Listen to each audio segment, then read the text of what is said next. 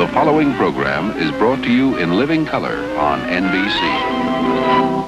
This is 137 Clyde Avenue, Lansdowne's first post office and the home of the village's first postmaster, John A. Fox. Built in 1890, the house is still standing. By 1900, Lansdowne's post office moved to where the Lansdowne Inn is today. The postmaster during this period is unknown. However, in 1913, the post office moved to 2619 Hammond's Ferry Road, 2 doors up from the corner florist. Jacob H. Reinhardt ran Lansdowne's post office at that location from 1913 until 1940. Now, who Lansdowne's postmaster was between 1940 and 1969, I couldn't tell you.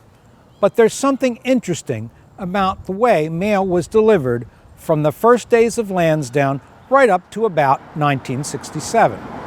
Between 1889 and roughly 1967, the post office picked up and dropped off mail by train. We have a 2-minute film clip made in 1965 explaining how mail was picked up and delivered by train. Now watch how they catch mail on the fly with the help of a mail messenger. 10 minutes before the train is scheduled to pass a non-stop station, the mail messenger carefully hangs the special catcher pouch of mail.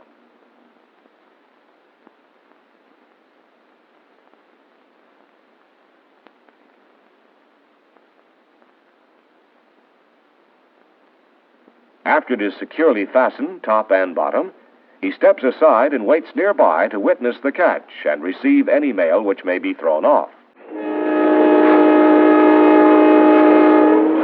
And a dramatic moment is at hand.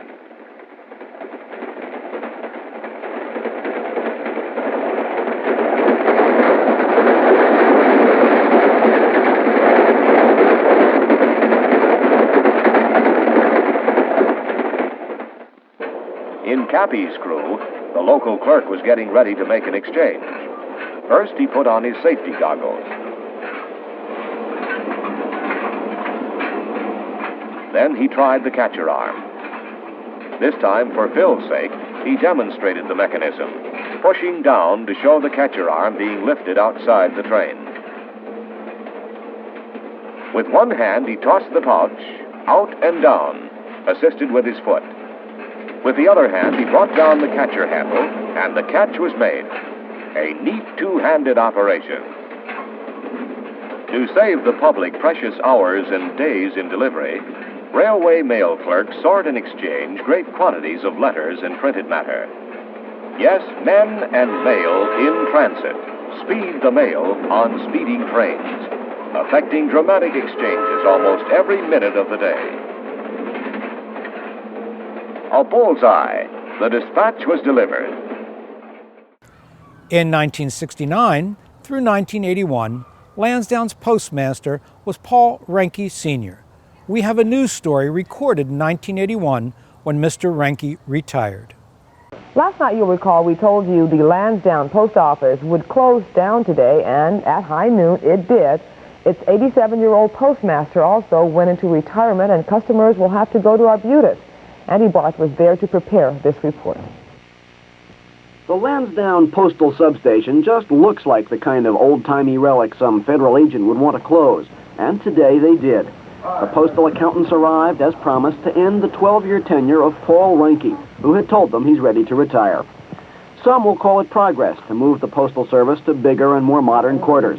But customers said they'd miss the old counter in the former grocery store and miss Mr. Ranky. I always come here. What'll you do now? Probably go to another post office. Now I'm going to have to get my car instead of walking to here. I'll have to get my car and ride to Arbutus. Do you think you'll mail as many letters or use the post office? Oh, yeah, but Have to. it's a little more inconvenient. And I'd rather walk up here to see him. Mr. Ranky said he's joined the American Association of Retired Persons and he plans to travel a bit. But he says he will miss the personal contacts he's used to here. I'm going to miss my friends that used to come in to see me. Of course, a lot of them are gone. But those that do come in, and there's a lot of them, they just come in to chat a while, because I've known them and I've lived in this area for 45 years. That's why I know a lot of people. Well, you're not going to be here as the postmaster. How are you going to get together with them and chat? Well, they know where I live. All my friends know where I live, and they're welcome anytime. That house has always been open. So today the auditors and inspectors went over his books of stamps and his postage-paid envelopes and even his change of address cards and took them all back. They'll take bids on opening another contract station in Lansdowne soon, but it won't be the same without Paul Ranky. I'm Andrew Barth, Channel 2 News Scene, Lansdowne.